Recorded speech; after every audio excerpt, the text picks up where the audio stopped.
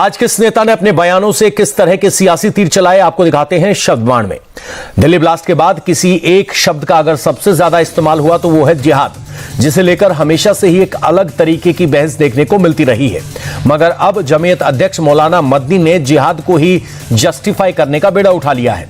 उनका कहना है कि जब जब जुल्म होता रहेगा तब तब जिहाद होगा ही। जब जब जुल्म होगा तब तब जिहाद होगा। मैं इसको दोबारा कहता हूं, जब जब जुल्म होगा तब तब जिहाद होगा।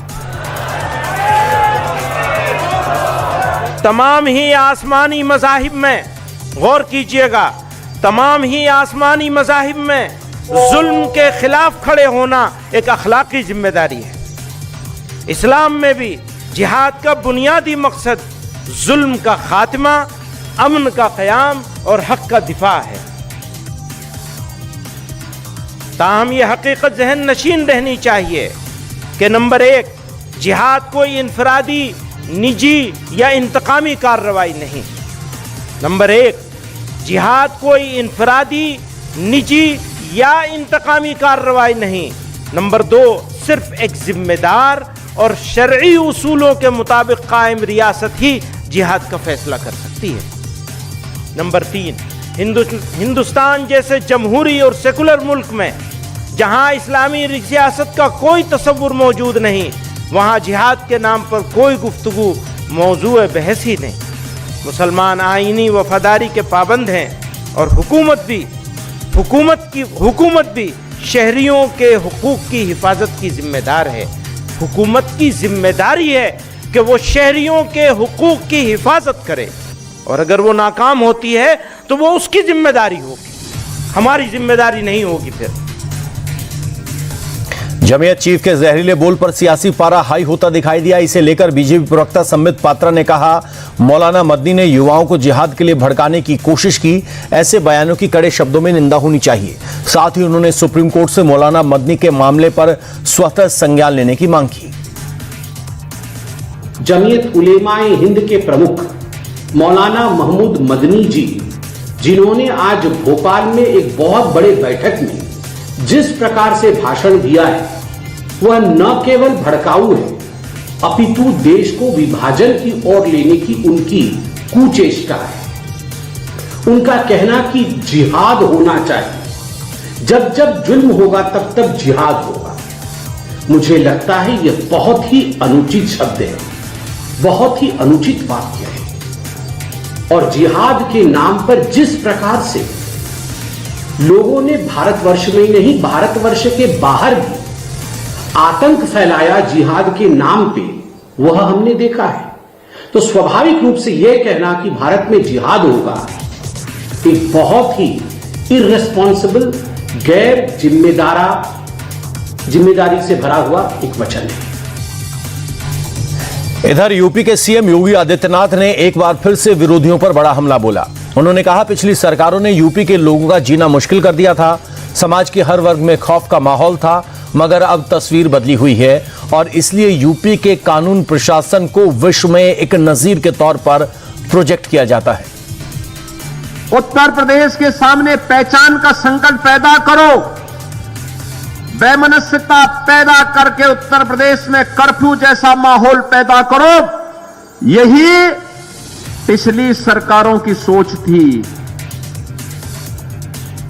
यही तो सपा और कांग्रेस करती थी, यही वे दल करते थे जिन्हें सत्ता में जब आने का अवसर मिला, प्राप्त हुआ, जाति पाति में लड़ाते थे, अराजकता फैलाते थे, गुंडागिर्दी पैदा करके व्यापारी की प्रॉपर्टी पर और गरीब की जमीन पर कब्जा करना ये अपना जन्मसिद्ध अधिकार समझते थे।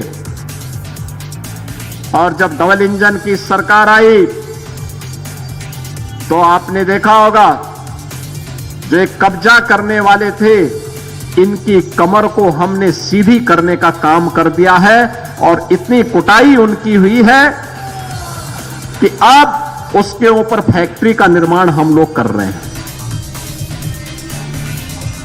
योगी ने विरोधियों को कानून व्यवस्था के नाम पर घेरा तो वहीं समाजवादी पार्टी के अध्यक्ष अखिलेश यादव ने एसआईआर के खिलाफ मोर्चेबंदी शुरू कर दी है। अखिलेश ने कहा कि एसआईआर के जरिए बड़े पैमाने पर लोगों से वोटिंग का हक छीना जा रहा है। एसआईआर के जरिए नौकरी छीनने का भी प्लान है।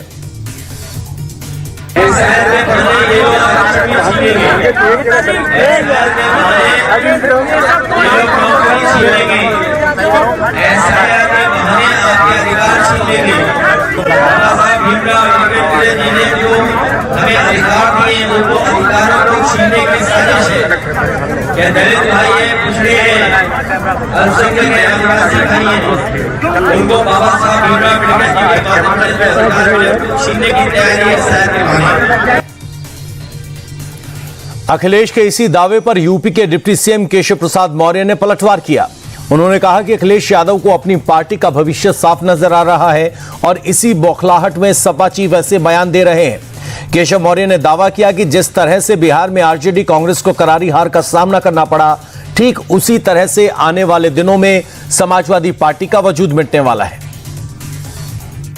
देखिए, श्री अखिलेश यादव जी की पार्टी और उनके परिवार का जो राजनीतिक अस्तित्व है वह कैसा होने वाला है, यह बिहार के विधानसभा के चुनाव के रिजल्ट से साफ संदेश आ चुका है। समाजवादी पार्टी का सफाया तय है। समाजवादी पार्टी अस्त होता हुआ सूरज है और डूबती हुई नाव है और इनका कोई राजनीतिक भविष्य नहीं बचा है। ये समाज में विष वमन करने की कोशिश करते हैं। एक पवित्र लोकतंत्र के लिए कार्य चल रहा है एसआईआर का, जिसका भारतीय जनता पार्टी का एक एक कार्यकर्ता दिन रात मेहनत करके और उसके फार्म को भरवाने का काम कर रहा है। और अखिलेश यादव जी और उनकी पूरी पार्टी इसके खिलाफ दुष्प्रचार कर रही है। जिस रास्ते पे श्री राहुल गांधी, जिस रास्ते पे श्री तेजस्वी यादव, उसी रास्ते पे अखिलेश यादव जा रहे हैं। तो जो दुर्दशा कांग्रेस की हुई है, जो दुर्दशा राष्ट्रीय जनता दल की हुई है, उससे भी बुरा हस्त्र समाजवादी पार्टी का होने वाला है।